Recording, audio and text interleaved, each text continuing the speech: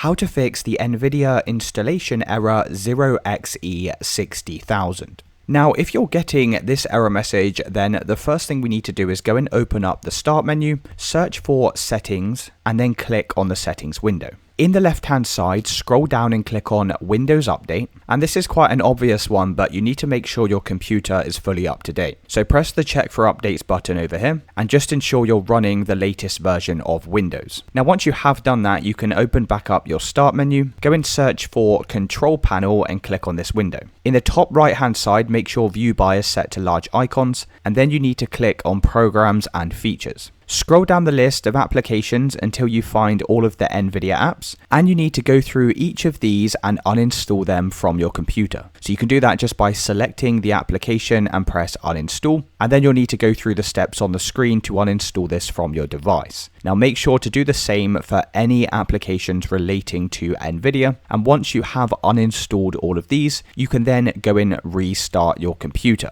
Now, once your computer's restarted, open up the Start menu, go and search for Task Manager and click on the window. In the search box, type in NVIDIA, and hopefully now you won't see any processes here relating to NVIDIA. If you do see a process here called NVIDIA, then just right click on it and make sure to select End Task. Now, once you've done that, we're going to open up an internet browser and we're going to type in NVIDIA app download and press enter. Click on the top website, which is the official NVIDIA website, and you need to install the official NVIDIA app. Just click on the Download Now button. Now, if you've previously been using GeForce Experience, then you want to go in and install this application instead. This is basically the latest and the newest version of the app, and it's way better and faster and includes way more features. So make sure you are using the official NVIDIA app, and you can try reinstalling this to your computer, and it should have now solved that issue. Let me know in the comments if you did find this video helpful, and I'll see you with the next one.